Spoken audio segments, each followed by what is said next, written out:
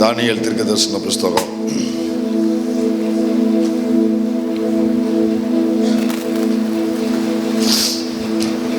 4ஆம் அதிகாரம் கடைசி வசனம். தானியேல் 4ஆம் அதிகாரம் கடைசி வசனம். ஆகையால் நேபுகாத் நேச்சாராகிய நான் பரலோகத்தின் ராஜாவை புகழ்ந்து உயர்த்தி மகிமைப்படுத்துகிறேன். அவருடைய கிரியைகள் எல்லாம் சத்தியமும் அவருடைய வழிகள் நியாயமும் ஆனவைகள். அகந்தையாய் நடக்கிறவர்களை தாழ்த்த அவராலே ஆகும் என்று எழுதினான். அல்லேலூயா. மறுபடியும் எல்லாரும் அந்த வசனத்தை சேர்ந்து வாசிப்போம். ஆகையால் நேபுகாத் நேச்சாராகிய நான் பரலோகத்தின் ராஜாவை புகழ்ந்து உயர்த்தி மகிமைப்படுத்துகிறேன். அவருடைய கிரியைகள் எல்லாம் சத்தியமும் அவருடைய வழிகள் நியாயமுமானவை. அகந்தையாய் நடக்கிறவர்கள் தாழ்த்த அவராலே ஆகும் என்று எழுதினார். இந்த பாலாசியர் லாரி எத்தனை பேர் கேள்விப்பட்டிருக்கிறீங்க? மலையாளுக்கெல்லாம் கேள்விப்பட்டிருக்கிறேன். அவர் ஒரு மிகப்பெரிய ஒரு பவர்ஃபுல் மினிஸ்டர். வல்லமை மிகுந்த ஊழியம் செய்த 20வது நூற்றாண்டில் மிடில் டைம் நினைக்கிறேன். ஸோ வல்லமை மிகுந்த ஒரு மிகப்பெரிய ஒரு அவுட்ஸ்டாண்டிங் எவாஞ்சலிஸ்ட்னு சொல்லலாம். பாலாசிர் லாரி அவர் பேர். நம்முடைய தமிழகத்தை சேர்ந்தவர், குறிப்பாக தென் தமிழகம், ஐ திங்க் திருநெல்வேலி மாவட்டம், கரெக்டாக திருநெல்வேலி மாவட்டத்தை சேர்ந்தவர். அவர் மிகப்பெரிய ஹீலிங் மினிஸ்டர், மிகப்பெரிய. அதை உதாரணம் சொல்லட்டுமா? அவருடைய மீட்டிங்கில், அந்த சுவிசேஷ கூட்டங்களில் அந்த நாளில் வந்து ஹார்ன் கட்டியிருப்பாங்க. ஹார்ன் குழாயும்பாங்க. குழாயெல்லாம் பார்த்துருக்கீங்களா? குழாய் மாதிரி இருக்கும். அதுலேருந்து தான் சவுண்டு வரும். இப்போ ஸ்பீக்கர் இருக்கிற மாதிரி அந்த நாளில் ஹார்ன் இவ்வளோ நீளத்தில் இருக்கும். அதை தான் கட்டியிருப்பாங்க. ரொம்ப தூரத்துக்கு போகும் அந்த சவுண்டு. அந்த ஹார்ன் கட்டப்பட்ட அந்த கம்பு இருக்கு பாருங்க, கம்பு, அதை தொட்டு நின்னவங்கெல்லாம் சுகமாவாங்க. சும்மா எத்தனையோ கிலோமீட்டர் தூரத்தில் கேட்டுக்கிட்டு இருப்பாங்க. சும்மா அந்த கம்பை தொட்டாலே ஹீலிங். அவ்வளவு ஒரு பயங்கர ஒரு வல்லமை மிகுந்த ஒரு ஊழியத்தை செய்தவர் தான் பாலாசிர் லாரி. ஒரு பேர் பாலாசிர் லாரி. நல்லா இருந்தது ஊழியம். ஆரம்பத்தில் இந்த மாதிரி அற்புதங்கள் நிறையா நடக்கும்போது, நிறையா மிராக்கிள்ஸ் டெஸ்டிமனிஸ் நிறையா எழும்பும் பொழுது, இடையில் அவருக்குள் ஆண்டவர் விருப்பம் இல்லாத சில சிந்தனைகள் வந்து கொஞ்சம் கொஞ்சமாக சத்தியத்தை காம்ப்ரமைஸ் பண்ண ஆரம்பித்து, சிகாகோவில் ஒரு முறை அவர் பிரசங்கம் பண்ணும் பொழுது டப்புன்னு அவருக்குள்ள அவர் சொல்லிட்டாரு, ஐ ஆம் த கிரைஸ்ட் அப்படின்ட்டார். நான் தான் அந்த கிறிஸ்து அப்படின்ட்டார். அப்போ தள்ளப்பட்டவர் தான். தள்ளப்பட்டு அதுக்கப்புறம் ஊழியம் வந்து எவ்வளவு வேகமாக ஏறு வரிசையில் ஊழியம் ஏறிச்சோ, அதுக்கப்புறம் அந்த ஊழியம் வந்து அதுக்கப்புறம் இறங்கு வரிசையில் அந்த ஊழியம் இறங்கிருச்சு. அப்படியே சைவருக்கு வந்துருச்சு அந்த ஊழியம். அட்ரஸ் இல்லாமல் அப்படியே ஓரம் கட்டப்பட்டவர். அவர் வாயிலிருந்து எப்போ அந்த வார்த்தை பிறந்துச்சோ அப்போ அவர் தள்ளப்பட்டார். அப்போது பின்மாற்றம் அடைந்த ஒரு ஊழியராய் அவர் தள்ளப்பட்டார். ஜனத்தை பொறுத்த வரையில் திடீரென்று அந்த வீழ்ச்சி நிகழ்ந்த மாதிரி தெரியுது. ஆனால் அது உண்மை அல்ல. அந்த வீழ்ச்சி ஒரு நாளில் நிகழ்ந்தது அல்ல. பல நாட்கள் அவருக்குள்ள அந்த பலவீனம் வேலை செய்து, பல நாட்கள் கர்த்தருக்கு விரோதமான எண்ணங்களுக்கு, சிந்தனைகளுக்கு அவர் இடம் கொடுத்து, அதனுடைய உச்சம்தான் அந்த இடத்துல அது வெளிப்பட்டிருக்கு. இப்போ ஒரு பொருள், ஒரு மரமோ ஒரு மரத்தினால் செய்யப்பட்ட ஒரு பொருளோ திடீரென்று உடைஞ்சு அது அப்படி கீழே விழுதுன்னா, ஒரு மரமே வச்சுக்கோங்களேன், ஒரு மரமே திடீரென்று அது காய்ந்து உடைஞ்சு விழுதுன்னா அது ஒரு நாளில் நிகழ்ந்தது அல்ல. கொஞ்சம் கொஞ்சமாய் உள்ளுக்குள்ள அரிச்சிருக்கு. உள்ளுக்குள்ள அந்த டேபிள்லாம், பழைய டேபிள், பழைய மரத்தினால் செய்யப்பட்ட பொருட்கள்லாம் ஒரு குறிப்பிட்ட நாளில் டப்புன்னு கீழே விழுந்து உடையும். எல்லாமே அப்படியே உடைஞ்சிரும். அது அந்த ஒரு நாளில் உடைந்தது அல்ல, பல நாள் உள்ள உளுத்து போயிருந்திருக்கு, பல நாள் உள்ள அரிச்சு போயிருக்கு. பல நாள் அரிச்சு தான் அது ஒரு நாள் விழும். ஒரே நாளில் அது விழுந்ததல்ல, பல நாள் அரித்து அது ஒரு நாள் விழுந்திருக்கு. அப்படித்தான் ஒரு தேவ பிள்ளைகளுடைய வீழ்ச்சியும் இருக்கும். உங்களுடைய வாழ்க்கையில எழுச்சி எழுச்சி எழுச்சிங்கிற பிரசங்கத்தை கேட்டுட்டு மட்டும் நீங்க வளர்ந்தீங்கன்னா, வீழ்ச்சிங்கிற சூழ்நிலை வரும் பொழுது உங்களால் எழும்பவோ உங்களை நீங்க உங்க ஆத்துமாவை தப்புவித்துக் கொள்ளவோ முடியாது. எனவே தான் சொன்னேன், இப்போ நீங்க மாலையில வந்தது நீங்க நல்லது. ஏன்னா எந்த மனிதர்களுக்கு எப்போ எப்படிப்பட்ட வீழ்ச்சி வரும்னு யாராலையும் சொல்லவே முடியாது. எப்படி ஒரு வியாதி வர்றதை சொல்ல முடியாதோ, வீழ்ச்சி வருகிறதை சொல்ல முடியாது. அப்போ நீங்க இதை கேட்டு வச்சுக்கோங்க, இதை கேட்டு வச்சுக்கோங்க. யாருக்கும் வரக்கூடாது என்பதுதான் நம்முடைய ஜபமும் நம்முடைய ஆசையும் எங்களுடைய ஊழியமும். ஒருவேளை உள்ள கரையம் அரிச்சு போய் இருந்ததுன்னா அது சரி செய்வதற்காகவே நம்மை கர்த்தர் அழைத்து வந்திருக்கிறார் என்று நாம் உணர்ந்து ஆண்டவருக்கு நன்றி செலுத்துவோம்.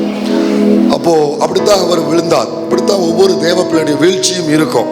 இந்த வரிசையில தான் நம்ம போன வாரத்துக்கு முந்தின வாரம் இந்த சப்ஜெக்ட்ல இருந்து நம்ம தியானிக்க ஆரம்பிச்சோம். போன வாரம் முடியல, வெளியூர் ஊழியத்துக்கு போக வேண்டிய ஒரு சூழ்நிலை. கர்த்தருக்கு மகிமை. ஆனாலும் கர்த்தர் உங்களோடு பேசியிருக்கிறார். கவனிங்க, ஆண்டவர் மகிமைப்படுவாராக. இந்த நேபுகாத் நேச்சாருடைய வாழ்க்கையிலிருந்து சில பாடங்களை நாம் கற்றுக்கொள்ள ஆரம்பித்தோம். அன்னைக்கு கடந்த ஒரு வாரம் 2 வாரத்துக்கு முன்னால ஆரம்பித்தோம். இப்போ அவனை பொறுத்த வரையில வரிசையா கர்த்தர் அவனை பயன்படுத்திட்டே வராரு. 4வது அதிகாரத்துக்கு வந்த உடனே அவனுக்குள்ள வேண்டாத சில கர்த்தருக்கு விரோதமான எண்ணங்கள் நினைவுகள்லாம் வர ஆரம்பிக்கு. உடனே தேவன் அவனுக்கு ஒரு வார்னிங் கொடுக்கிறார், ஒரு சொப்பனத்தின் மூலமாக டிரெக்ஷன், அப்புறம் ஒரு 3 காரியம் சொன்னேன், வார்னிங், சொல்யூஷன். ஸோ இந்த 3 காரியத்தை ஆண்டவர் அவனுக்கு சொல்றாரு. டிரெக்ஷன், வார்னிங், சொல்யூஷன் கர்த்தர் சொல்றார். சொல்லி முடித்து 1 வருஷம் நல்லா இருந்தான். வசனத்தை கேட்டு எவ்வளவு நல்லா இருந்தா? 1 வருஷம் நல்லா இருந்தான். அதுக்கு இடையில அவன் சர்ச்சுக்கு போகல. ஸோ என்னுடைய தியானம் அதுக்கு இடையில பிரசங்கத்தை கேட்கல. அதுக்கு இடையில உபவாச ஜபத்துக்கு போகல. அதுக்கு தான் ஏன் சபைக்கு வாங்க, ஏன் ஆராதனைக்கு வாங்க, ஜபத்துக்கு வாங்கன்னு கூப்பிடுறோம்னா, எங்கேயாவது ஒரு இடத்துல கர்த்தர் நம்மளை தொட்டுக்கிட்டே இருப்பார். தினமும் அவர் கரை நம்ம தொட்டுக்கிட்டே இருக்கணும்.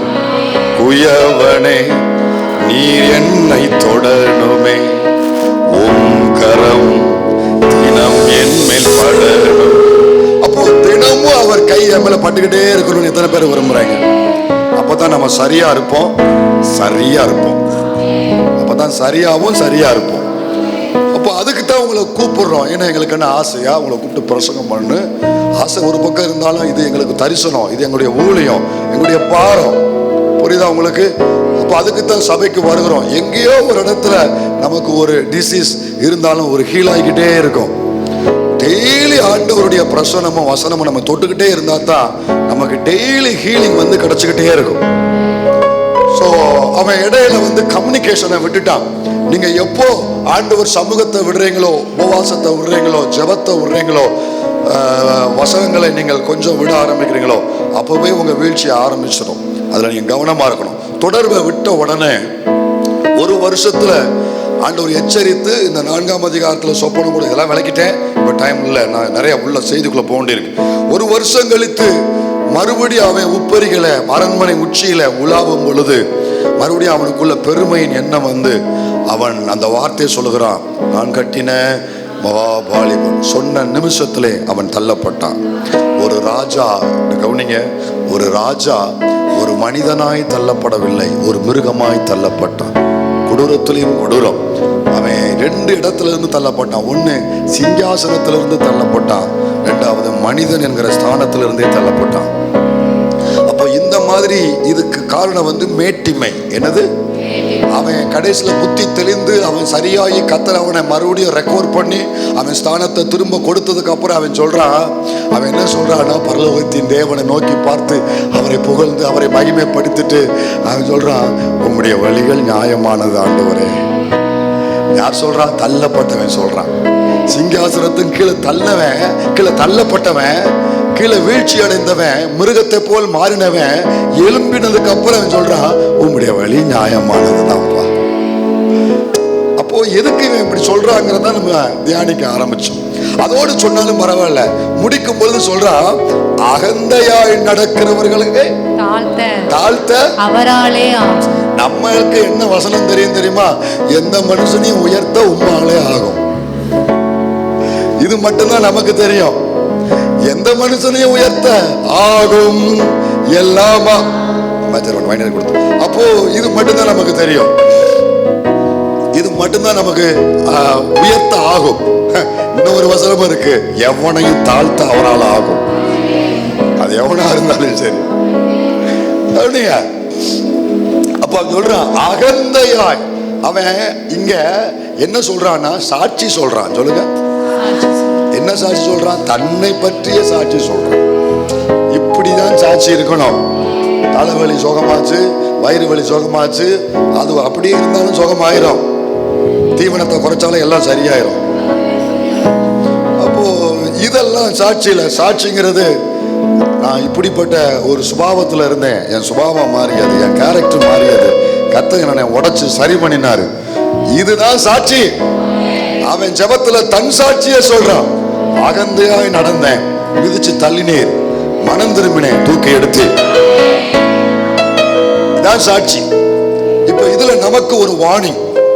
கிருபை பெற்று ரட்சிக்கப்பட்டு அபிஷேகம் பெற்ற உங்களுக்கும் எனக்கும் நம்ம எல்லாருக்குமே இந்த செய்தி ஒரு மிகப்பெரிய எச்சரிப்பு. எந்த மனிதனாலும் எந்த நேரத்திலையும் எந்த ஸ்தானத்திலிருந்தும் விழுவதற்கு ஒரு வாய்ப்பு உண்டு, வீழ்ச்சி அடைவதற்கு ஒரு வாய்ப்பு உண்டு.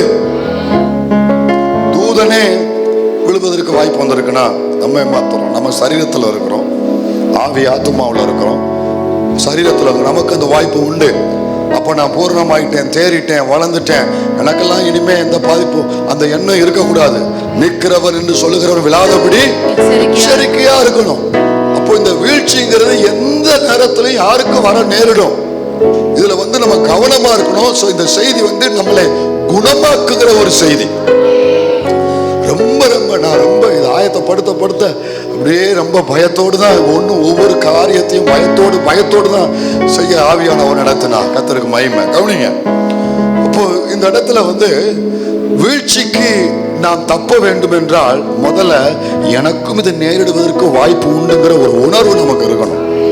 நம்மளும் கவனமா இருக்கணும்னு ஒரு எண்ணம் இருக்கணும். அப்போ இவருடைய வீழ்ச்சிக்கு என்ன காரணம்? மேட்டிமை, பெருமை, அகந்தை, இல்லையா? சோ இந்த அகந்தையில மட்டுமே நம்ம ரொம்ப கேர்ஃபுல்லா இருக்கணுங்க. வசனம் சொல்லுது, யாக்கோபு 4:6 அவர் அதிகமான கிருபையை அளிக்கிறாரே. யாக்கோபு 4:6 அவர் அதிகமான கிருபையை அளிக்கிறாரே, அதனால் தேவன் பெருமை உள்ளவர்களுக்கு எதிர்த்து நிற்கிறார், தாழ்மை உள்ளவர்களுக்கோ கிருபை அளிக்கிறார் என்று சொல்லி இருக்கிறது. கொலைகாரனுக்கு தேவன் எதிர்த்து நிற்கிறார், பெருமை உள்ளவர்களுக்கு எதிர்த்து நிற்கிறார். பொய் சொல்றவனுக்கு தேவன் எதிர்த்து நிற்கிறார், பெருமை உள்ளவர்களுக்கு எதிர்த்து நிற்கிறார். எந்த பாவத்தை இங்க சொல்லப்படல, பெருமை உள்ளவனுக்கு தேவன் எதிர்த்து நிற்கிறார். ஏன்னா இந்த பாவம் தான் அங்க ஆரம்பிச்சது, மேல ஆரம்பிச்சது. அப்போ அவனுக்கு அந்த பாவத்துக்கு ஒரே தேவனிடத்தில் இருக்கிற ஒரே பனிஷ்மெண்ட் என்னன்னா கீழே தள்ளுறதுதான். அந்த அங்க ஆரம்பிச்ச அந்த பாவத்துல அவன் என்ன பண்ணாரு? கீழே தள்ளினாரு. இங்க நேபுகாத்நேச்சாருக்கு வந்ததுனால அவனையும் கீழே, அந்த வருஷத்துல யாருக்கு வந்தாலும் கீழே தள்ளுவாரு. இது மறைமுகமான ஒரு செயல் என்னன்னா பெருமை, மேட்டிமை, அகந்த. இது என்ன செய்யும்னா இது இன்னொரு மனிதனுடைய சீட்டை பிடிக்காது, தேவனுக்குரிய சீட்டை பிடிக்க போகும். இந்த பெருமை மட்டுமே கர்த்தருடைய சிங்காசனத்தை பிடிக்க பார்க்கும், ஆண்டவருக்குரிய ஸ்தானத்தை வாங்க பார்க்கும். அதனால தான் ஆண்டவர் இதை கொஞ்சமும் இதற்கு இறக்கம் காண்பிக்காம கீழே தள்ளுறார். இந்த சுபாவத்துல நம்ம எச்சரிக்கையா இருக்கணும்.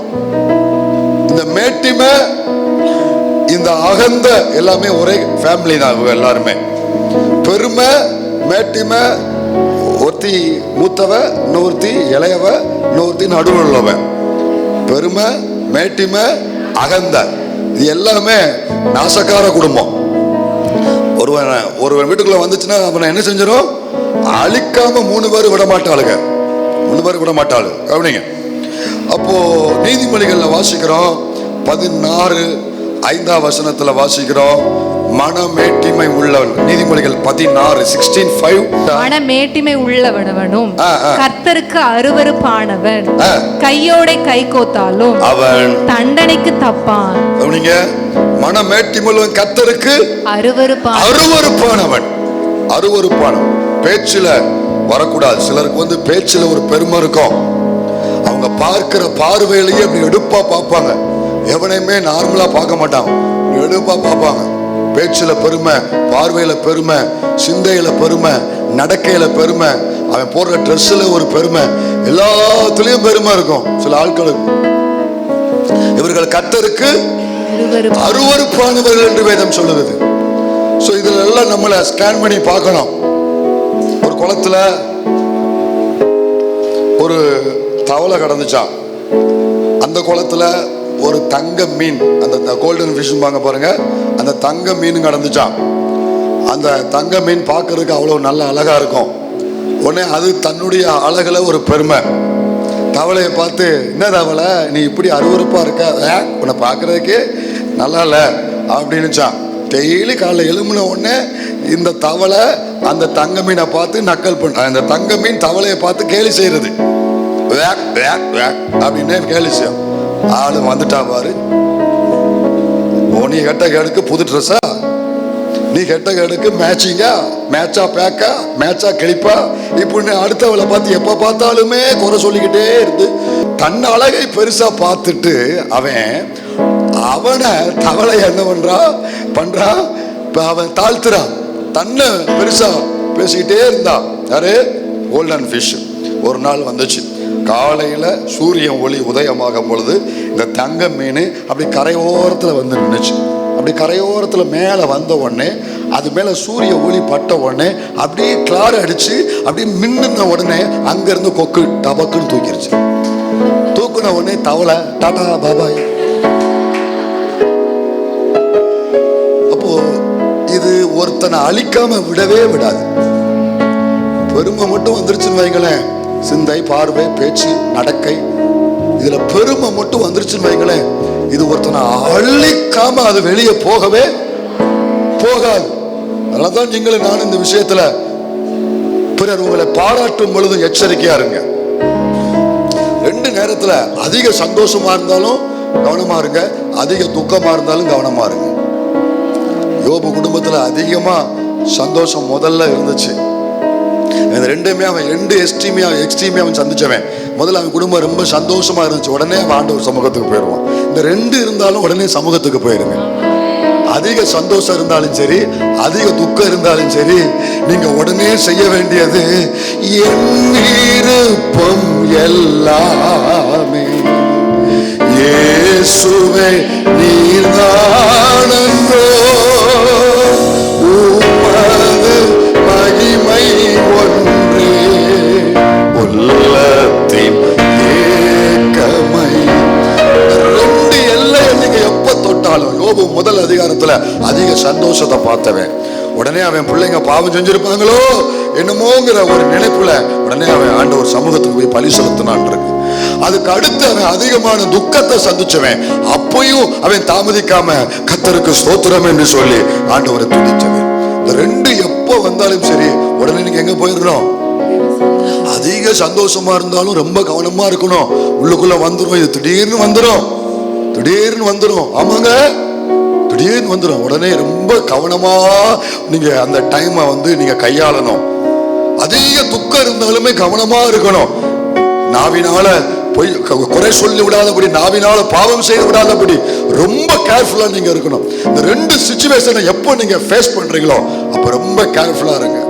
யாராவது பாராட்டினாங்கன்னா வெளியில தலையை ஆட்டிட்டு உள்ளுக்குள்ள எல்லாம் ஒரு கிருபை, நீர் மகிமைப்படுங்கப்பா, அப்பிரயோஜனமானவர்கள் கடமையை செஞ்சோம் அப்படிங்கிற ஒரு ஆவியில ஒரு தாழ்மை உள்ளத்துல இருக்கணும்.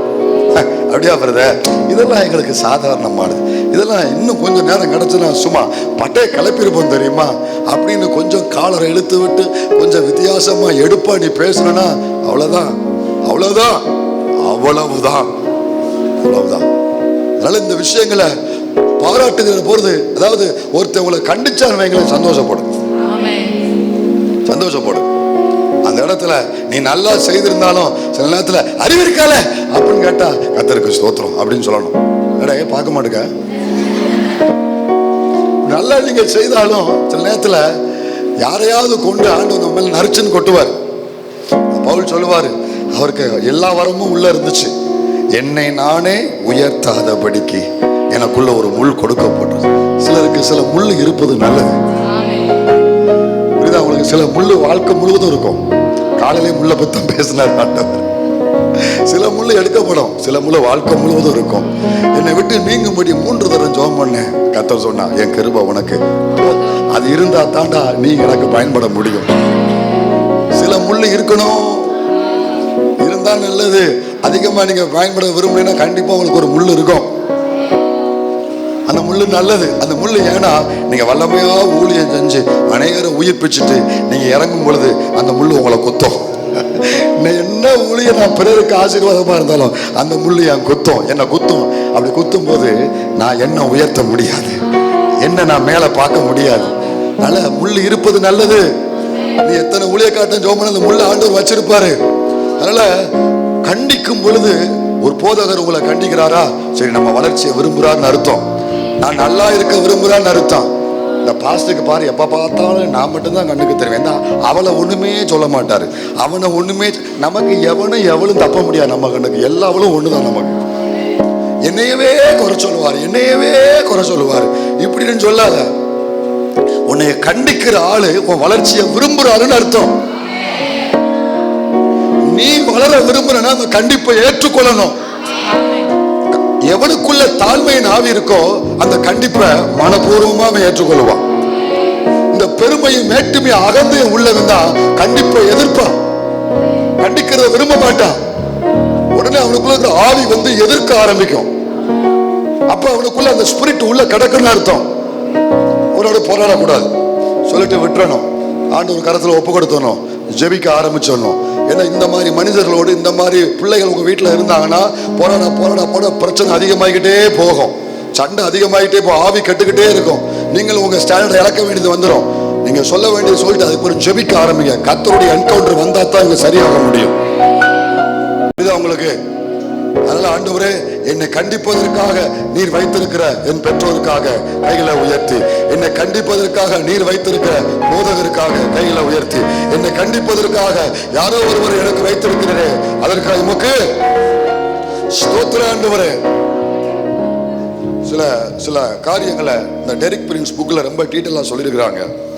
அது வாய்ப்பு இருந்தா வாங்கி வாசித்து பாருங்க.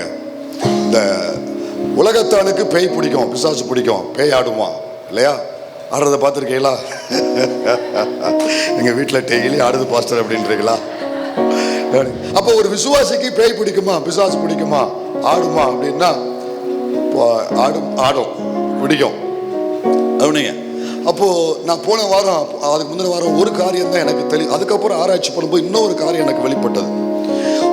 ஒரு ரட்சிக்கப்பட்ட ஒரு பிள்ளைக்குள்ள பேய் பிடிக்க அவன் அந்த ஆட்டங்கான வாய்ப்பு இருக்கான முடியும். 2 ஸ்பிரிட் அவனை அட்டாக் பண்ண வாய்ப்பு உண்டு. ஒன்று பயத்தின் ஆவி அவனை அட்டாக் பண்ணணும். பயத்துக்கு இடம் கொடுத்தா அதான் பவுல் சொல்வார், தேவன் நமக்கு பயமுள்ள ஆவியை கொடாமல் அன்பும் பலமும் தெளிந்த புத்தியும் உள்ள. பயத்தின் ஆவி ஒரு விசுவாசி அட்டாக் பண்ண முடியும். அதுக்கு இடம் கொடுக்க கூடாது. இடம் கொடுத்தா அட்டாக் பண்ணும், இடம் கொடுக்க கூடாது. இது ஒரு கேட்டகரி. இன்னும் ஒரு கேட்டகரி, இதை வந்து ஈஸியா டீல் பண்ணி சரி பண்ணிடலாம். இதுக்கு அடுத்து இன்னும் ஒரு சீரியஸான ஒரு கேட்டகரி என்னன்னா, இந்த பெருமை, இந்த மேட்டிமை, மன்னியாமை, பகை, கசப்பு, போட்டி, பொறாமை, சண்டை, இப்படிப்பட்ட மாம்சீக குணங்கள், கனிகள், இப்படிப்பட்ட கேரக்டர் ஒருவனுக்குள்ள இருக்குமானால் காலப்போக்கில் இவனுக்குள்ள இந்த ஆவி அவனை அட்டாக் பண்ண வாய்ப்பு உண்டு. விசுவாசிகளை அட்டாக் பண்றது ஒரே இந்த பயத்தின் ஆவிக்கு அடுத்து ஒரே ஒரு ஆவிதான் உண்டு. அதான் ஒளியின் தூதன். என்ன தூதன்? அதனுடைய கேரக்டர் வந்து மேட்டிமை, பெருமை. அவங்க வந்து ஆனா ஆட்களை ஏமாத்துற மாதிரி தான் பேசுவாங்க. அது எங்களால ஒண்ணும் இல்லை, ஆண்டவர் கிருபை தான் அப்படின்னு உதட்டுல வரும். ஆண்டவர் கிருபை தான் அப்படின்னு எங்க வரும்? ஒருவன் தேவனை உயர்த்துகிறது அவன் முகரை பார்த்தாலே தெரியும். அவன் இங்க இருந்து உயர்த்துறானா, ஏமாத்துறதுக்கு இங்க சொல்றானான்னு. இப்படி இதுதான் அவங்க இதுல ஆண்டவர் கிருபை தான், ஆண்டவர் தான் செஞ்சா இப்படின்னு ஒரு செகண்ட் சொல்லிட்டு 99 செகண்ட் தங்களை காமிப்பாங்க, தங்களை வெளிப்படுத்துவாங்க. இதுதான் ஒளியின் தூதன். இது வெளியே தெரியாது. இது வெளியே தெரியாது. இதனுடைய ரியாக்ஷன் வந்து கவனிங்க, இந்த இந்த ஒளியின் தூத ஆவி ஒரு விசுவாசியை அட்டாக் பண்ணால் இதனுடைய ரியாக்ஷன் வந்து சிலது வந்து ஆடும், சிலது வந்து அதுக்காக எல்லாமே ஆடும்னு எதிர்க்க முடியாது. சிலது மட்டும்தான் ஆடும், அது உச்சத்துக்கு போறதுக்கு அப்புறம் ஆடும். சிலது வந்து நம்மளை எதிர்த்துக்கிட்டே இருக்கும், சிலது வந்து நமக்கு பின்னால பேசிக்கிட்டே இருக்கும். இந்த 3 தான் இதனுடைய ரியாக்ஷன். நமக்கு பின்னால நம்ம கண்ணுக்கு மறைவா குறை சொல்லி நம்மளை எதிர்த்து நமக்கு விரோதமா பேசும் சிலது வந்து நமக்கு நேரா அடுத்த கேட்டகரி. இதனுடைய அடுத்த ஸ்டேஜ் வந்து நேருக்கு நேரா எதிர்க்கும். அதாவது சீக்கிரமா ஒருத்தர், அதாவது இது என்ன செய்யும்னா முதல்ல பின்னால பேசும், இவனுக்கு பின்னால அவனை குறித்து வேண்டாத காரியங்கள் எல்லாம் பேசிக்கிட்டே இருக்கும். இது கொஞ்சம் வளர விட்டாச்சுன்னா இவனை நேருக்கு நேரா எதிர்த்து பேச ஆரம்பிக்கும், நேருக்கு நேரா வெளிப்படுத்தும். 3வது ஸ்டேஜ் தான் ஆட ஆரம்பிக்கும். 3வது ஸ்டேஜ் தான் ஆடும். அதுக்காக எல்லாமே ஆடு நம்ம எதிர்பார்க்க முடியாது. எல்லாமே இதுதான் அடுத்தடுத்த ஸ்டேஜ். அப்போ ஆவிகளை நிரம்புற எல்லா விசுவாசிகளுமே பரிசுத்த ஆவியில நிரம்புறாங்களா இல்ல இப்படிப்பட்டது இருக்கா அப்படின்னா அதுக்கு ஒரு வெளிப்பாட்டின் வர இருந்தா தான் கண்டுபிடிக்க முடியும். நான் பாசமான சொல்லேன், ஆடுற எல்லாத்தையும் நம்பிடாதீங்க, ஆடுறதுனால உடனே ஆறாதல விட்டுறாதீங்க, 1-2 கிடக்கு, எச்சரிக்கையா இருங்க. அதை நீங்க வந்து என்கரேஜ் பண்ணிடாதீங்க, அது மொத்த சபையை ஸ்பாயில் பண்ணிடும். அமைதியா உட்காந்து ஆண்டவர் ஆராதிக்கிறவங்க நம்பிடலாம். இந்த மேலைங்களையும் குதிக்கிறவங்களுக்கு இருக்காங்க பாருங்க, இவங்களை நம்பவே முடியாது. இப்படியே குதிச்சு அப்படியே வெளியே போயிடுவான். ஆமா, எனக்கு தெரிஞ்ச ஒரு ஆள் உண்டு, அப்படியே குதிச்சுக்கிட்டே இருப்பாரு. குதிச்சு 3 வாரம் கழிச்சு அடுத்த சபைக்கு போவார். அங்க குதிச்சு அடுத்த 3 வாரம் இன்னொரு சபைக்கு போவார். இப்படியே குதிச்சு மறுபடியும் ஒரு வட்டத்தை போட்டு மறுபடியும் இங்கே வருவார். இதெல்லாம் நீங்க ரொம்ப எச்சரிக்கையா இருக்கணும். நீங்க ஒரு பக்கம் சிரிங்க, இன்னொரு பக்கம் உங்களை நீங்க ஸ்கேன் பண்ணிக்கிட்டே வாங்க. புரியுதா உங்களுக்கு? அடிக்கடி தொலைஞ்சைகளோ, அதான் எங்க பாஸ்டர் இருக்காருல்ல, விரட்டுவேன், உன்னையத்தான் விரட்டுவேன். தலைமுடியை பிடிச்சி தர இழுத்துட்டு போய் கிரவுண்ட்ல விட்டுருவேன். அங்க உன் பாட்டில் ஆடிக்கிட்டு சத்தியத்தை கேட்டு கீழ்ப்படிய மாட்டேயாங்கோ, விட்டு விலக மாட்டேயாங்கோ, மனம் திரும்ப மாட்டேயாங்கோ. நீ ஆடுனா நான் உன்னை விரட்டணுமாங்க. எனக்கு ஒரு வேலை இல்லை பாரு. சத்தியத்தை அறிவீர்கள், ஊழியக்காரன் தலையில கை வைப்பான், நீ விடுதலை அவன் எங்கேயா வசனம் இருக்கா கண்டுபிடிச்சு சொல்லு. சத்தியத்தை அறிஞ்சு மனம் திரும்பி விட்டு ஆண்டவர் இரக்கத்தை கேட்டு நீ பாதத்துல விழுந்தா உனக்கு விடுதலை, மீட்பு. அந்த ஊழியக்கார், எந்த ஊழியக்கார் நான் சொல்றேங்க, இந்த ஸ்பிரிட் அட்டாக் பண்ண எவளையும் ஊழியக்காரன் விடுவிக்கவே முடியாது. நேபுகாத்நேச்சாருக்கு இந்த ஸ்பிரிட் அட்டாக் ஆச்சு. தானியேல் ஜெபம் பண்ணி விடுதலை பெற்றாரா? 3 ஃப்ரெண்ட்ஸும் சாத்ராக் மேசாக் ஆபேத்நேகோ 3 பேர் உபவாசம் பண்ணி இவங்களுக்கு விடுதலை வாங்கி கொடுத்தாங்களா? இல்ல. நோ, நீ மனம் திரும்பினா மட்டும்தான் உனக்கு விடுதலை. அன்பு தகப்பன்மார்களே, அன்பு தாய்மார்களே, சகோதர சகோதரி, தம்பி தங்கச்சி, வாழ்க்கையில எச்சரிப்பு ரொம்ப முக்கியம். உங்களுக்கு நீங்களே சில எச்சரிப்பு போடுகளை நீங்க வச்சுக்கிடுங்க. ரொம்ப கவனமா இருக்கணும். துளி அளவு கூட வந்துடக்கூடாது.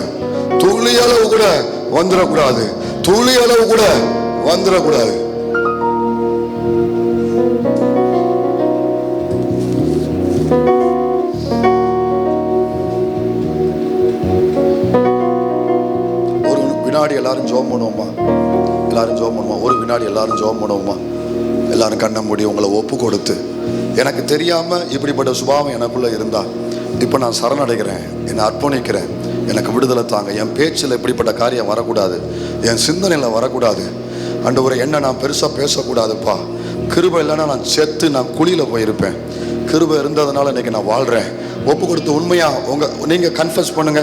எல்லாரும் கன்ஃபஸ் பண்ணுங்க. எல்லாரும் ஜெபம் பண்ணுங்க. அதனால ஒவ்வொரு விஷயத்திலையும் ஆண்டவர்கிட்ட நீங்க தாழ்மையை கேளுங்க. ஆண்டவரே, நான் பார்க்கிற பார்வையில் ஒரு கண்ணியம் இருக்கணும், ஒரு தாழ்மை இருக்கணும், ஒரு கனிவு இருக்கணும். நான் பேசும் பொழுது என் வார்த்தையில ஒரு தாழ்மை இருக்கணும். புரியுதா? நீங்க ஆலயத்தில் உட்காந்து ஆராதிக்கிறதுல கூட ஒரு தாழ்மை இருக்கணும். ஆராதிக்கிறதுல கூட ஒரு தாழ்மை இருக்கணும். புரியுதா உங்களுக்கு? அதான் தூதர்கள் அவ்வாறு சட்டைகள், 2 சட்டைகளால் முகத்தை மூடி, 2 சட்டைகளால் தங்களுடைய கால்களை மூடி, 2 சட்டைகளால் பறந்து சேனைகளின் கர்த்தர் பரிசுத்தர் பரிசுத்தர் பரிசுத்தர். அது ஏன் மூடுறாங்கன்னா அதான் தாழ்மை.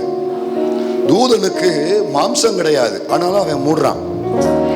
நமக்கு இங்க இருந்து இங்க வரைக்கும் மாம்சம். மூடுறோமா? மூடுறோமா? முக்காடு ஒழுங்கா போடுறீங்களா? புரியுதா உங்களுக்கு?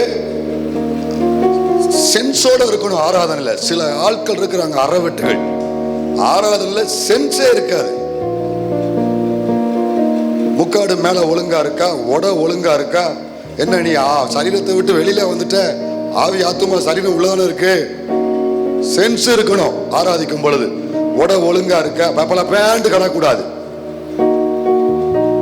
இதுதான் தெளிவில்லாத, இதுதான் இது ஒரு ஆவி. இது மொத்த ஆராதனையும் கெடுக்கிற ஆவி. பக்கத்தில் உள்ள எல்லாரையும் நடத்துற எல்லாரையும் கெடுக்கக்கூடிய டிஸ்ட்ராக்ஷன் ஸ்பிரிட் இது. சகோதரிகளுக்கு சொல்றேன், ஆராதிக்கும் போது தெளிந்த புத்தி இருக்கணும். உட சரியா இருக்கணும்.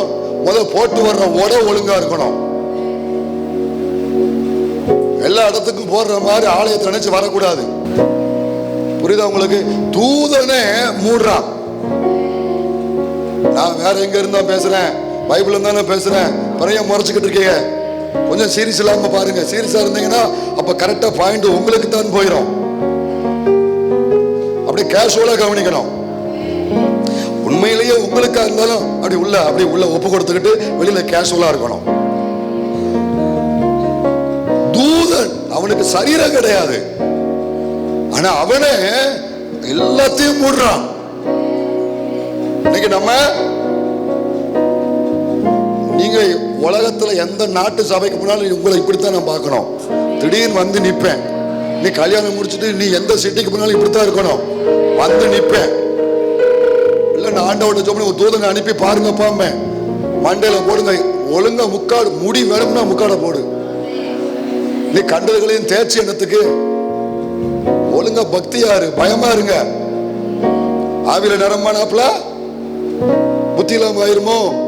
உங்களை நான் சொல்லல, சில குறிப்பு ஆலயத்துல கிடக்கு. இப்படி எனக்கு வரும் அந்நேரம் எல்லாரும் டிஸ்டர்ப் பண்றது, எல்லா நடத்துறவங்க டிஸ்டர்ப் பண்றது. அதுல ஒரு தாழ்மை இருக்கணுங்க. புரியுதா? 86 வயசு வரை ஆராதனையில இருந்தா அந்த பெண் 84 வயசு வரைக்கும். அப்ப இதுல நமக்கு ஒரு தாழ்மை இருக்கணும். ஆராதனையில ஒரு தாழ்மை, பாடல் பாடும்போது தாழ்மை. எதுலையுமே எங்க நான் சீரியஸா பேசுறேன். நீங்க இதுல கவன குறைவா இருந்தா காப்பாற்ற யாராலையும் முடியாது. இன்னைக்கு நாட்டில் ஒரு நாள் இந்த ஸ்பிரிட் உங்களை அட்டாக் பண்ண ஆரம்பிச்சிடும், அது ரியாக்ட் பண்ண ஆரம்பிச்சிடும். நான் பார்த்துருக்கேன் இந்த ஊழியத்திலையும் சில ஆட்களோடு போராடி அதுக்கு பிறகு நான் அந்த வீட்டில் பேசுவேன். இவங்ககிட்ட ஏதாவது இந்த மாதிரி சம்திங் ப்ராப்ளம் இருந்ததால அப்படியே சொல்லுவேன், ஆமா பாஸ்டர் இவ கடந்த நாட்டில் இப்படிலாம் பேசினா, எதுக்கெடுத்தாலும் தன்னையவே பெருசா பேசுவா. அப்போ அதுதான் கடந்து ஆடி இருக்கும். இன்னும் ஒரு குடும்பத்தில் இதே மாதிரி ஒரு ஸ்பிரிட், அவங்களை ஜோம் பண்ணி அவங்க குடும்பத்தை கூப்பிட்டு பேசினேன். இவங்க இந்த மாதிரி நான் சொல்ற 2-3 கேட்டகரி சொல்லி இதுல ஏதாவது இவங்க தவறி இருக்கிறாங்களா? ஆமா பாஸ்டர், வீட்டுல யாரையும் மன்னிக்கிறது இல்லை, எல்லார்ட்டையும் சண்டை, ஒரே பொறாமை, ஒரே போட்டி, ஒரே கசப்பு. அதான் ஆடுது. இந்த குணத்துக்கு இடம் கொடுத்துட்டீங்கன்னா ஒரு நாள் அது வெளியே வேலை காட்டுறோம். கர்த்தர் எல்லாரையும் காப்பாராக, சத்தியத்தினால் விடுவிப்பாராக. இந்த முழு சபையையும் சத்தியத்தை கொண்டு தேவன் விடுவிச்சு கிருபையினால் பாதுகாப்பாராக. அல்லேலூயா. நான் பிரசங்கம் பண்ணும்போது கூட உங்களுடைய ரியாக்ஷனை வச்சு உங்களுக்கு யார் யாருக்கும் என்ன ஸ்பிரிட் சொல்ல முடியும். ஆமையிலே ஒரு தாழ்மை இருக்கணும், தலையாட்டும் போது தாழ்மை இருக்கணும். நான் சொல்ல வரும்போதே சில ஆவி இருக்கு. நான் சொல்ல வரும்போதே தனக்கு தெரிஞ்ச ஆளுக்கு முதல்ல அதை காமிக்கும். நான் சொல்றது புரியுதா உங்களுக்கு? ஒரு இல்லஸ்ட்ரேஷனோ, ஒரு செய்தியோ, ஒரு ட்ரூத்தோ நான் சொல்றேன்னா ஆட்கள்லாம் கேட்பாங்க. நான் சொல்றதுக்கு முன்னாலேயே அவர் சொல்றது எனக்கும் தெரியும் அப்படிங்கிறதுக்காக வேமா அப்படி அவர் ரியாக்ஷன் வித்தியாசமா இருக்கும். அதுவும் அந்த ஸ்பிரிட். இதெல்லாம் மைனூட்டான விஷயம். உங்களுக்கு பார்க்க என்ன பக்தி, அப்படிம்பேங்க. உங்களை பார்க்க என்ன பரிசுத்தம் பேங்க. ஆனா அந்த வெளிப்பாடு வரவுள்ளவங்களுக்கு தான் எது எது என்ன கேட்டங்கிறத கர்த்தர் காமிச்சு கொடுப்பா. நம்ம விரும்பாட்டாலும் சபையை நடத்துவதற்காக தேவன் அந்த காரியங்களை நமக்கு வெளிப்படுத்துவா. சபையை பாதுகாக்கணும்ல. நான் தான் சொல்லியிருக்கேன்ல போன வாரம் முன்ன வாரம், அதாவது இது நமக்கு சில விஷயம் டிஸ்டர்பா இருக்கு, நிம்மதியா இருக்க முடியல, நம்ம ஆவி போராடுது. ஆனா வழி இல்ல. சபையை பாதுகாப்பதற்காக சில காரியத்தை கர்த்தர் காமிச்சு கொடுக்கிறாரு. யாரையும் எளிதா நம்பிட காலையில் யார்ட்டையோ பேசிக்கிட்டு இருந்தேன். அவ்வளவு சீக்கிரம் யாரையும் எளிதில் நம்ப கூட. இயேசுவை அவர் அற்புதம் செய்வாரு. அவர் அற்புதம் செய்வாரு. நீ வாசிமா யோவான் 2 கடைசி வசனத்துக்கு முன்னால 23 வாசி. பஸ்கா பண்டிகையிலே அவர் எருசலேமில் இருக்கையில் அவர் செய்த அற்புதங்களை அநேகர் கண்டு அவருடைய நாமத்தில் விசுவாசம் வைத்தார்கள். கைகளை உயர்த்தி அல்லேலூயா. இப்படி எல்லாருமே சொன்னாங்க. அவர் தண்ணீரை திராட்சரசமா மாத்தி முதலாம் அற்புதத்தை செய்து மகிமையை வெளிப்படுத்தினார்ல. இந்த அற்புதம் நடந்த உடனே மொத்த ஊரும் இயேசு இயேசு வாழ்க இயேசு வாழ்க அப்படின்னு உயர்த்தினாங்க. அப்படின்னு ஒரு கூட்டம் விசுவாசம் வச்சாங்க. வாங்கடா வாங்கடா வாங்கடா, உங்களை தாண்டா எதிர்பார்த்தேன், இவ்வளவு நாள் எங்கடா இருந்தீங்க, வாங்கடா வாங்கடா, உங்களை வச்சு நான் ஊழியத்தை ஆரம்பிக்க போறேன், விளங்கிரும் அப்படின்னு இந்த போற்றுகிறவங்களை வச்சு ஊழியத்தை ஆரம்பிக்கவே அவர் உடனே என்ன செஞ்சார் தெரியுமா? எனக்கு ரொம்ப பிடிச்ச வசனத்துல ஒண்ணு, அடுத்த வசனம் தான். அப்படி இருந்தும் இயேசு எல்லாரையும் அறிந்திருந்தபடியால், என்ன ஆவி உள்ளவங்கிறத அறிந்திருந்தபடியால் அவர்களை நம்பி இணங்கவில்லை. எவ்வளவு பெரிய பாடம் பார்த்தீங்களா?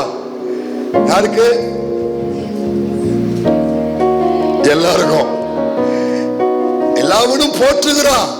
ஆனா அவன் ஆவி என்னங்கிறத அறிஞ்சிருந்ததுனால எவனையுமே நம்பி இணங்கல. போங்கடா, உன்னை பத்தி தெரியும்டா, 5 அப்பத்தை அற்புதமாக்கி கொடுத்தா ஆண்டவரே மேங்க, நானே ஜீவ அப்பம்னா அட போர்மையாட்டு போவீங்க, நீங்க யாருன்னு எனக்கு தெரியும்டா. நம்பி இணங்கவில்லை. எல்லா ஆவியும் நம்பி இணங்க கூடாது. எல்லாரும் வாயின் வார்த்தைகள் நம்பி இணங்க கூடாது. இதுல ஆண்டவர் நமக்கு கிருபை தருவாராக. கைகளை உயர்த்தி எல்லாரும் ஒரு சின்ன ஜெபம். ஆண்டவரே, இதுல எப்பொழுது எச்சரிக்கையாக இருக்கிற அந்த விழிப்பை எங்களுக்கு தாங்கப்பா, கிருபையை தாங்க ஆண்டவரே. அல்லேலூயா. அதனால சொன்னேன், பார்வை, சிந்தை, பேச்சு, நடக்க எவ்வளவு பெரிய வேலை செஞ்சாலும் தாழ்மையோடு நீங்க இருக்கணும். புரியுதா? பாஸ்டுக்கு ரைட்டுக்கு லெஃப்ட்டுக்கு எவனும் கிடையாது, எவ்வளவு கிடையாது. இருந்தாலும் சொல்றேன், நீங்க ஊழியத்துக்கு எப்படிப்பட்ட வேலையை நீங்க செய்தாலும், யாரும் செய்யாத ஒரு பெரிய தியாகத்தோடு செய்திருந்தாலும், 10 லட்சத்தை கொண்டு காணிக்க கொடுத்தாலும் இங்க ஒரு தாழ்மை இருக்கணும், தாழ்மை நாவியோடு இருக்கணும். புரியுதா உங்களுக்கு? இப்ப இதனுடைய அடையாளம் என்ன அப்படின்னா, மேட்டிமையின் அடையாளம் என்னன்னா, தற்பெருமை பேசுவது 1, 2 மற்றவர்களை அற்பமா எண்ணுவது, 3 பிறருடைய ஆலோசனையை கேட்க மறுப்பது, 4 வெற்றிக்கு தேவனை புகழாமல் தேவனை துதிக்காமல் சுயத்தை புகழ்வது. ஏறோது 1 தற்பெருமை பேசும், 2 மற்றவர்களை அற்பமாக எண்ணோ, 3 ஆலோசனையை கேட்க மறுக்கும், 4 தனது வெற்றிக்கு தேவனை துதிக்காமல் சுயத்தை புகழும். இந்த 4 எங்க இருக்கோ அவன் வீழ்ச்சி ஆரம்பமாயிடுச்சுன்னு அர்த்தம். அவன் வீழ்ச்சி ஆரம்பமாயிடுச்சு. கவனிங்க, உசியா ராஜா நமக்கு தெரியும். 2 நாளாகம 26:16 அவன் பலப்பட்ட போது தனக்கு கேடு உண்டாக மட்டும். 2 நாளாகம 26:16 அவன் பலப்பட்ட போது உசியா ராஜாவை ஆண்டவர் கிருபையா அவனை ராஜாவாக்கினாரு. அவன் பலப்பட்ட போது தனக்கு கேடு உண்டாகும் மட்டும் அவனுடைய மனம் மேட்டிமையாகி. மனம் மேட்டிமை எதை உண்டாக்கும்? விசுவாசிகளை சொல்லுங்க. மனமேட்டிமை ஒருத்தனுக்கு என்ன உண்டாக்கும்? கேடு உண்டாக்கும். கேடு உண்டாக்கும் மனமேட்டிமை.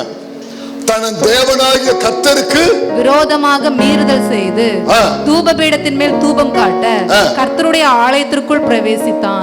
உங்களுக்கு 9 வரமும் இருக்கலாம். 9 வரமும் உங்களுக்கு இருந்தாலும் கர்த்தருக்கு கீழே அவர் கரத்தில் அடங்கி இருக்கணும்.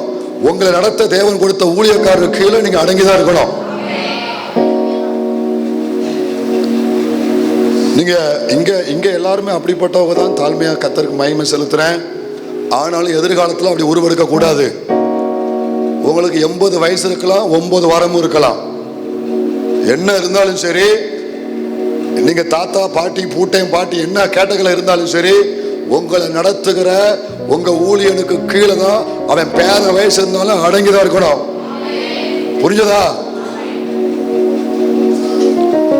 அவரு என் பிள்ளை வயசு தான், வரவே அவர் அபிஷேகம், அவர் அழைப்பு, அதுக்கு கீழே தான் நீ. எங்க பாச ஜோமன் கூட ஒண்ணு நடக்கல, நான் போய் ஜோம் பண்ணிட்டு வந்தேன், சரியாயிருச்சு. என்ன அற்புதம் உங்க மேல நடந்தாலும் சரி, உங்க மூளை நடந்தாலும் சரி, அப்புறஜனமான ஊழியர்கள் கடமையை செஞ்சோம். கர்த்தருக்கு மகிமையை செலுத்திட்டு அறமில்லாம இருக்கணும். கர்த்தருக்கு மகிமையை செலுத்திட்டு அறமில்லாம இருக்கணும். நிமிரக்கூடாது, அது வீழ்ச்சி காரணமாயிரும். அத்தனை பேரையும் தாழ்மையா கேட்கிறேன். ஏன்னா உங்களை கடைசி வரைக்கும் நம்ம சேர்ந்து பயணிக்கணும். தரிசனத்துக்காக நம்ம எல்லாரும் சேர்ந்து பயணிக்கணும். பரலோகம் போகிற வரைக்கும் சேர்ந்து பயணிக்கணும். கண்டிக்கும் போது கண்டிப்பேன், யாரா இருந்தாலும் கண்டிப்பேன். சின்ன பிள்ளையா இருந்தாலும் கண்டிப்பேன், முதியவராக இருந்தாலும் கண்டிப்பேன், அவசியப்பட்டா கண்டிப்பேன், தனியாக கண்டிப்பேன். சில சூழ்நிலைகளை கீழ்ப்படியெல்லாம் 4 பேருக்கு முன்னாலே கண்டிக்க வேண்டிய வரும். அதை ஏற்றுக்கொள்ற இருதயம் இருந்தால் தான் நீங்க வளர முடியும். உடனே முறுமுறுக்க எதிர்க்க, உடனே பாஸ்டர் மாற்ற முடியாது, சபையை வேணா மாத்திக்கலாம். நீ அப்படி சபையை மாத்த இப்படி நினைச்சீங்கன்னா உன் வீழ்ச்சியை யாராலையும் தடுக்க முடியாது. உங்க ஆசீர்வாதத்தை இழக்கிற யாராலும் தடுக்க முடியாது. ஏற்றுக்கொள்ள இருதயம் இருக்கணும். நான் சொல்லுவேன், இன்னைக்கு உன்னை பாட விடுறேன்னா நாளைக்கு இவ்வளவு பாட வரும்போது நீ அதை ஏற்றுக்கொள்ளணும். புரியுதா உங்களுக்கு? இன்னைக்கு ஒரு வேலையை உன்கிட்ட கொடுக்குறேன், நீ செய்யற அதே வேலையை நாளைக்கு அவட்ட கொடுப்பேன், அதை நீ ஏற்றுக்கொள்ளணும். உன்கிட்ட கொடுக்கும் பொழுது ஏற்றுக்கொள்ற இருதயம் இருந்துச்சுல, இன்னொரு ஆள்கிட்ட கொடுக்கும் பொழுது அதை ஏற்றுக்கொள்ற இருதயம் இருக்கணும். அப்படியால நான் முன்னால விடுவேன், அது வேற விஷயம். எனக்கு வரவுள்ள ஆள் தேவையில்லை. நானோட டெய்லி ஜாப் பண்ணேன், எனக்கு வரவுள்ள ஆள்லாம் தேவையில்லை. வர இடத்துக்கு தரம் தான் முக்கியம். சொல்லுங்க, வரத்தை விட தரம் தான் முக்கியம். வரம் பிறருடைய பிரயோஜனத்துக்கு, கனி ஏன் பிரயோஜனத்துக்கு. தரம் என்பது கனியை சொல்றேன், புரியுதா? ஏங்க ஒரு உண்மை சொல்லவா? அதாவது வரம் இல்லாவிட்டாலும் பரலோகம் போயிடலாம், ஆனா கனி இல்லைன்னா ஒருத்தரும் போக முடியாது. வரம் இல்லாவிட்டாலும் உங்க நாமத்துல அற்புதம் செய்தோம், உங்க நாமத்துல அதை செய்தோம் இதை செய்தோம் அப்படிம்பாங்க. உடனே ஆண்டவர் உங்களை நான் கேட் அவுட். எவ்வளவு பரிதாபம். ஆண்டவர் பார்த்த பிடிச்சி நான் கெஞ்சுற ஒரே காரியம், ஆண்டவரே கடமையை செஞ்சுட்டு சித்தத்தை செஞ்சுட்டு உங்க சமூகத்தை வந்து சேரணுப்பா. நாங்களும் சபை மக்களும் பெரியா சாதிக்கிறது இல்லை, உங்களை நேசித்து வாழணும், சித்தம் செய்து முடிச்சு வந்து சேரணும். கிருபைதாங்க ஆண்டவரே. அல்லேலூயா.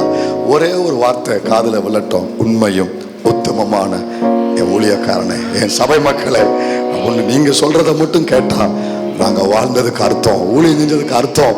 அந்த கிருபையை நாங்கள் பெற்றுக்கொள்ள உதவி செய்யுங்கப்பா. அல்லேலூயா. ஆண்டவர் அந்த தாழ்மையின் சிந்தைய முழு சபைக்கும் கிருபையாய் கத்த தருவாராக. வரம் வெளிப்படணுமா, கனி வேணும். கவனிங்க, அற்புதம் நடக்கணும்னா இந்த சிந்தை நமக்கு வேணும். இந்த சிந்தை எல்லாருக்கும் என்னைக்கு வருதோ, இந்த தாழ்மையின் இருதயம் என்னைக்கு எல்லாருக்கும் வருதோ, அன்னைக்கு தான் இயற்கைக்கு அப்பாற்பட்ட அற்புதங்கள்லாம் அந்த ஊழியத்தில் நடக்கும் சொல்லி நிறைய தீர்க்க தரிசன சபைக்கு கர்த்தர் சொல்லி இருக்கிறாரு. நிறைய பேர் ஊழியர்களும் சில கிருபை பெற்ற தேவ பிள்ளைகள் சபைக்குள்ள இருக்கிறவர்களும் சொல்லி இருக்கிறாங்க. ஆனா அது நடக்க வேண்டுமென்றா உடனே நடக்காது.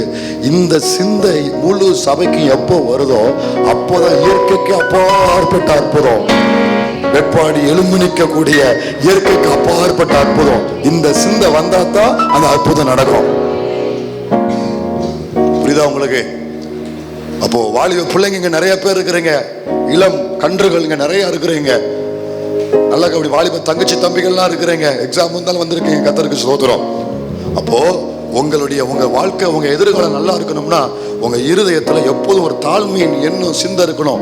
நீ எத்தனை டிகிரி முடிச்சிருந்தாலும், நீ என்ன படிப்பு படிச்சிருந்தாலும், நீ எவ்வளவு உயர்ந்த ஸ்தானத்துல உன் பெற்றோரை விட மேல, உன் பாஸ்டரை விட மேல நீ நல்ல நிலைமைக்கு இருந்தாலும், உங்க இருதயத்துல சிந்தனையில எப்பொழுதுமே உங்களுடைய கிருபை என்னை உயர்த்திட்டு, உங்களுடைய காருண்யம், நீர் எனக்கு பாராட்டின கிருபை பெரியது என்கிற ஒரு தாழ்மையின் பார்வையும் சிந்தையும் இருதயம் இருக்குமானால் உங்க உயர்வு அடுத்து அடுத்து அடுத்து அடுத்து அடுத்து இருந்து கொண்டே இருக்கும்.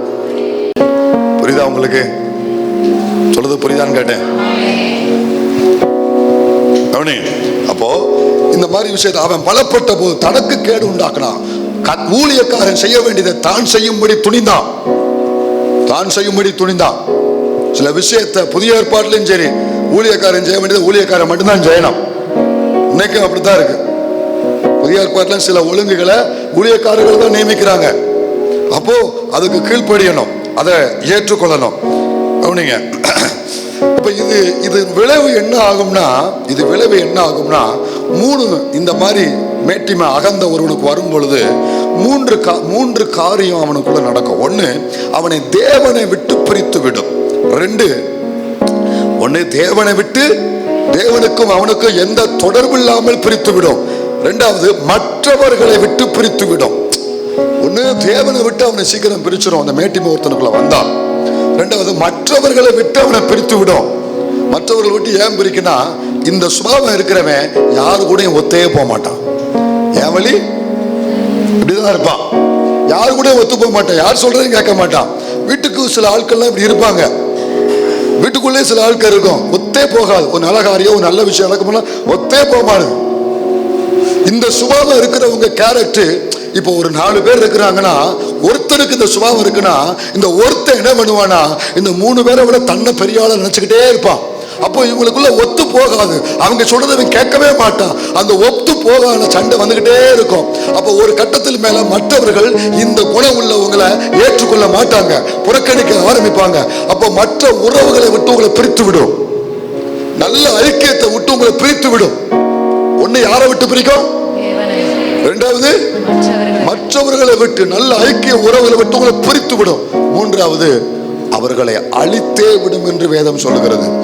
பாருங்க, நீதிமொழிகள் 16-18 வாசிக்கிறோம், 16-18 வாசிக்கிறோம். அழிவுக்கு முன்னானது அகந்தை. நீதிமொழிகள் 16-18 அழிவுக்கு முன்னானது அகந்தை, விழுதலுக்கு முன்னானது மனமேட்டிமை. அப்ப முடிவுல இவனை அழிச்சிரும். ஏதோம குறித்து கர்த்தர் பேசுறார். ஓபதியா 1:3-4 வாசி. ஓபதியா 1:3-4 ஒண்ணுதான் இருக்கு. ஓபதியால வசனம் 3-4-5 வாசி.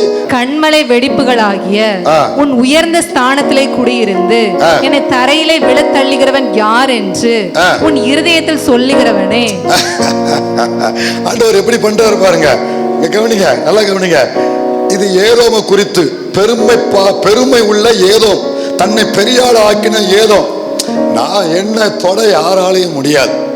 நான் எங்க இருக்கேன் தெரியுமா? வாசமுடி சொல்றேன் நானு. கண்மலையில் வெடிப்புகளாகிய உன் உயர்ந்த ஸ்தானத்திலே குடியிருந்து என்னை தரையிலே விழத்தள்ளுகிறவன் யார் என்று உன் இருதயத்தில் சொல்லுகிறவனே. உன் இருதயத்தின் அகந்தை உன்னை மோசம் போக்குகிறது.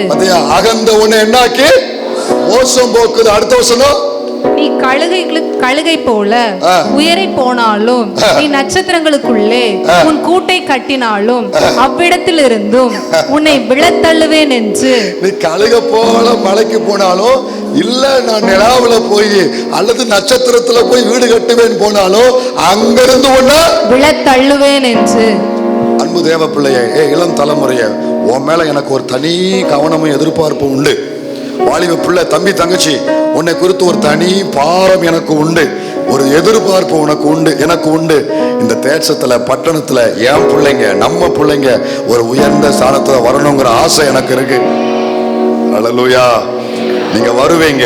அப்படி ஒரு உயர்ந்த ஸ்தானத்துல நீ இருக்கும் பொழுது, அந்த உயர்ந்த ஸ்தானத்துல 1000-10,000 பேருக்கு முன்னால நீ சொல்லணும், இது கர்த்தரால் ஆயிற்று, அவர் எனக்கு பாராட்டின கிருபை அப்படின்னு அவர் நாமத்தை வாயினால உச்சரிக்கணும். புரியுதா? தம்பிக்காய் கர்த்தருக்கு ஸ்தோத்திரம். சூர்யா, ஆண்டவர் ஒரு நல்ல வேலையை, கவர்மெண்ட் ஜாப், நல்ல கடின உழைப்பாளி, நல்லா படிப்பான். எப்போ போனாலும் படிச்சுட்டே இருப்பான். அதே மாதிரி ஆண்டவருக்கு முதலிடம் கொடுக்குறவன் கர்த்தர் அவனுக்கு நல்ல வேலையை கொடுத்தார். இப்போ அதே டிபார்ட்மெண்ட்ல வேலை கிடைச்ச கொஞ்ச நாளே ஒரு ப்ரமோஷன். இப்படி தேவனுக்கு முதலிடம் கொடுத்து கொடுத்து கொடுத்து பாருங்க, நீங்க ஆட்டோமேட்டிக்கா மேல வருவீங்க. கர்த்தர் உங்களை நிச்சயமா மேல கொண்டு வருவார். அப்போ இந்த விஷயத்துல கவனிங்க. அதே மாதிரி நீ எவ்வளவு உயர்ந்த ஸ்தானத்துல இருந்தாலும் உன்னுடைய பெற்ற தாய் தகப்பனை கனப்படுத்தணும். உன்னை உருவாக்கின ஊழியனை கதி கனப்படுத்தணும்.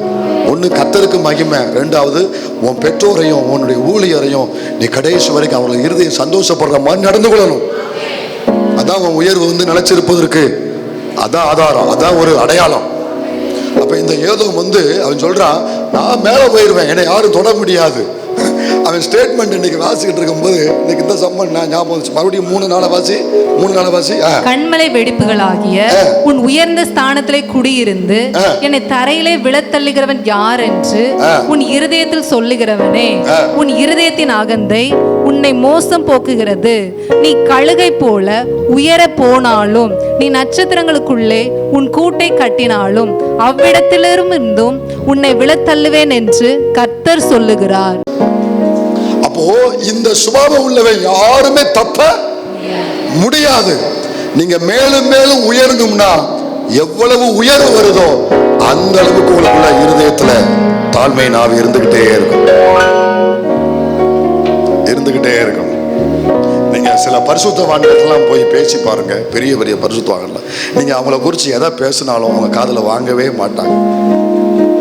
ஃபாதர்லாம் போய் போன மாசத்துக்கு முந்தின மாசம் போய் பேசணும். அப்போ நம்ம அவங்களால ஆசீர்வதிக்கப்பட்டதை கூட நம்ம சொன்னா கூட அவங்களாம் அதை பெருசாவே கண்டுக்க மாட்டாங்க. அவங்ககிட்ட போய் ஏதாவது ஒரு காரியத்தை, ஃபாதர் இந்த மாதிரி விஷயம்னா அவங்க அந்நிய பாஷை பேசிட்டே காதலே வாங்க மாட்டாங்க. கடைசியாக கேட்டுட்டு சொல்ல வேண்டிய பேச ஜெபம் பண்ணுமா அப்படின்னு அப்போ நமக்கு எதுக்கு நம்ம சொல்றதை காதில் வாங்க மாட்டேங்கிறாங்கன்னா அதுதான் அவங்க ஸ்தானம், இதுதான் அவங்க ஸ்தானம். அப்போ இதை நீங்க பாரபட்சம் பார்க்குறாங்கன்னு நினைக்கக்கூடாது. அவங்க ஸ்பிரிட்டை காத்து கொண்டதுக்கு சில விஷயங்களை அவங்க சில தீர்மானத்தில் இருப்பாங்க. எதை காதில் வாங்கணும், எதை வாங்கக்கூடாதுங்கிறதுல யாரையாவது அவங்கள பற்றி நிறைய விஷயம் செமினாரில் சொல்லும்போது பங்கு பெறும்போது சொல்லுவாங்க. யாரையாவது குறித்து பேச வந்தாங்கன்னா அதை காது கொடுத்து கேட்கவே மாட்டாங்களாம். ஐயா சுந்தரையா தெரியுமில்ல, ஐயா சுந்தரையா பெரிய பரிசுத்தவான், ஏசிய ஃபவுண்டர். அவங்ககிட்ட ஒரு முறை அவங்க ஆராதனையை முடிச்சுட்டு அவங்க ரூமில் போய் உட்காந்துருக்குறாங்க. ஒரு ஊழியக்காரர் போய் இன்னும் ஒரு ஊழியக்காரரை குறித்து பேச ஆரம்பிக்கிறாராம். உடனே அவங்க வீட்டில் அவங்க மனைவி யாரையும் கூப்பிட்டு இந்த காட்டன் கொண்டு வா, பஞ்சு கொண்டு வா அப்படின்னாங்களாம். காட்டனை வாங்கி 2 காதலையும் பஞ்சை வச்சு கண்ணை அப்படி மூடிக்கிட்டாராம். பஞ்சை வச்சுட்டு கண்ணை மூடிட்டாராம், வாயம் மூடிட்டாராம். அவர் பேசினவர் எந்திச்சு வெளியே போயிட்டார். அதுக்கப்புறம் தான் பஞ்சை வெளியே எடுத்தாராம். உங்க ஆவியை நீங்க காத்துக்கொள்ளுங்க. வேண்டாத காரியத்துக்கு உங்க இருதயத்தில் இடம் கொடுக்காதீங்க. உங்க ஸ்பிரிட் எப்போதும் தேவனோடு கனெக்ட் ஆகி இருக்கணும்னா இந்த மாதிரி சில தீர்மானங்களை, ஸ்ட்ரிக்டான சில தீர்மானங்களை நீங்க எடுத்தே ஆக வேண்டும். ஆண்டவர் நமக்கு இந்த கிருபையை தருவாராக. கைகளை உயர்த்தி எல்லாரும் கர்த்தரை மகிமைப்படுத்துவோம். அல்லேலூயா. அப்ப இதுக்கு ஒரே ஒரு தீர்வு. இந்த வசனத்தை வாசித்துட்டு நம்ம நேபுகாத் ஸ்டேட்மெண்ட் இதுன்னு முடியல, அடுத்த வாரம் பார்ப்போம். இந்த ஆபத்திலிருந்து நம்மளை பாதுகாக்க என்ன வழி? இந்த ஆபத்திலிருந்து நம்மளை பாதுகாக்க யார் என்ன சொன்னா? ஜெபமா? ஜெபம் உண்மைதான், அவசியம்தான். ஆனா அதுக்கு முன்னால ஒரு முக்கியமான கேரக்டர். இந்த ஆபத்திலிருந்து டைட்டானிக் கப்பல் நமக்கு தெரியும் தானே, இந்த பெருமையா செயல்பட்ட எதையுமே தேவன் விட்டு வைக்க மாட்டார். சீரியஸாங்க, தனி மனிதன் சரி, ஒரு ராஜ்யமா இருந்தாலும் சரி, விடவே மாட்டார். போன உயரத்தில் அப்படியே அடுத்து கீழே வருவாங்க. ஆமா, இந்த டைட்டானிக் கப்பல் நமக்கு தெரியும்ல, எவ்வளவு பிரம்மாண்டமானது, எவ்வளவு பயங்கரமானது. அதை உருவாக்கின இன்ஜினியர்லாம் சொல்றாங்க, அந்த ஓனரும் சொல்றாங்க, அவங்க புறப்படும் போது ஒரு ஸ்டேட்மெண்ட் இருக்காங்க, கடவுளால கூட இதை மூழ்கடிக்க முடியாதுன்னு சொல்லியிருக்கேன். கடவுளால் கூட மூழ்கடிக்க முடியாது. அப்பயே அழிவ ஆரம்பிச்சிருச்சா? ஏன் அது ஒரு நாள் பிறந்த நாள் கூட பார்க்கல, ஒரு 24 hours கூட அது பார்க்கல. புறப்பட்ட முதல் நாள் முதல் ராத்திரியிலேயே அதுக்கு ஒரு முடிவு வந்துச்சு. அது உள்ள போனவங்கெல்லாம் உலக ஐஸ்வர்யவான்கள், மேட்டிமை உள்ளவர்கள், தேவனை நம்பாதவர்கள், பணத்தை ஐஸ்வர்யத்தை மேன்மையை நினைக்கிறவர்கள். அப்போ இந்த சிந்தை, இந்த எண்ணம் மேட்டிமை எந்த விஷயத்திலையும் சரி, எந்த விஷயத்திலும் சரி. உனக்கு அழகான வீட்டுக்காரர் கிடைச்சிருக்காரா? நல்ல கணவனை தந்தி ஆண்டவருக்கு நன்றி சொல்லு. அழகான மனைவி கிடைச்சிருக்காளா? உனக்கு நீ அமாவாசை மாதிரி ஆனா அவன் பௌர்ணமி மாதிரி கிடைச்சிருக்கானா? நீ அழுது அவன் அமாவாசை மாதிரி நீ பௌர்ணமி மாதிரி இப்படி கிடைச்சிருக்கானா? எனக்கு கிடைச்ச புருஷன் எவ்வளவு கிடைப்பானா அப்படின்னு நினைக்க கூடாது. புரியுதா? எதா இருந்தாலும் சரி, கணவனோ மனைவியோ பிள்ளை நல்ல அமுல் பேப்ப மாதிரி கொள்ளுன்னு இருந்தாலும் நல்ல கிருபைக்குள்ள ஒப்பு கொடுத்து ஜெபம் பண்ணணும். கிருபைக்கு ஒப்பு. அதிக ஆசீர்வாதம் பெற்றவங்களும் அதிக அழகா இருக்கிறவங்களும் ரொம்ப கவனமா இருக்கணும். புரியுதா உங்களுக்கு? கிருபைக்குள்ள ஒப்பு கொடுத்து ஜெபம் பண்ணணும். நீங்க ஆண்டவர்ட்ட ஏதோ வாங்கினாலும் சரி, தாழ்மையின் இருதயத்தோடு கிருபைக்கு ஒப்பு கொடுக்கணும். வீட்டை சொல்லுங்க, வீட்டை, பிள்ளைய, கணவனை, மனைவிய, ஆசீர்வாதங்களை, வாகனத்தை, அனைத்து சுகத்தையும், வேலைய, வருமானத்தை, அதையே சொல்ல வேண்டாங்க, கிருபைக்குள்ள ஒப்பு கொடுக்கணும்னு சொல்லுங்க. வீட்டை கிருபைக்குள்ள ஒப்பு கொடுங்க, வாகனத்தை கிருபைக்குள்ள ஒப்பு கொடுங்க, கணவனை கிருபைக்குள்ள, மனைவிய கிருபைக்குள்ள, பிள்ளைகளை கிருபைக்குள்ள, பிசினஸ் கிருபைக்குள்ள, வேலைய கிருபைக்குள்ள, மாத சம்பளத்தை கிருபைக்குள்ள, சரீர சுகத்தை கிருபைக்குள்ள, ஆவியின் வரங்களை கிருபைக்குள்ள, ஆவியின் கனிகளை கிருபைக்குள்ள, சபைய கிருபைக்குள்ள, ஊழியத்தை கிருபைக்குள்ள, ஊழியக்காரனை கிருபைக்குள்ள, தரிசனத்தை கிருபைக்குள்ள, ஆலய பணிய கிருபைக்குள்ள ஒப்பு கொடுக்கணும். ஆமென். கிருபை நம்பி வாழ்றவன் அவன் விழவே மாட்டான்.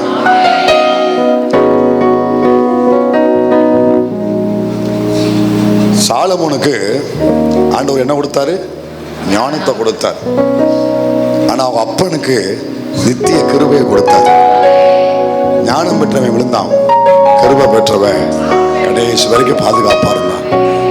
நானும் என் பிள்ளைகளும் கிருபை பெற்றவர்களா வாழ்ந்தான். இப்போ இதுல இருந்து நம்மளை பாதுகாப்பதற்கு ஒரே ஒரு வழிதான். எல்லாரும் சேர்ந்து வாசித்து முழங்கால் போடுவோம். பிலிப்பியருக்கு எழுதின நிருபம் 2ஆம் அதிகாரம் 5-8.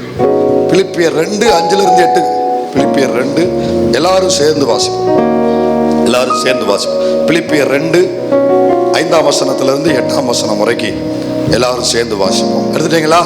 டிவியை பார்ப்போம். கிறிஸ்து இயேசுவில் இருந்த சிந்தையே உங்களிலும் இருக்க கடவுது. அவர் தேவனுடைய ரூபமாய் இருந்தோம், தேவனுக்கு சமமாய் இருப்பதை கொள்ளையாடின பொருளாக எண்ணாமல் தம்மை தாமே வெறுமையாக்கி அடிமையின் ரூபம் எடுத்து மனுஷர் சாயலானார்.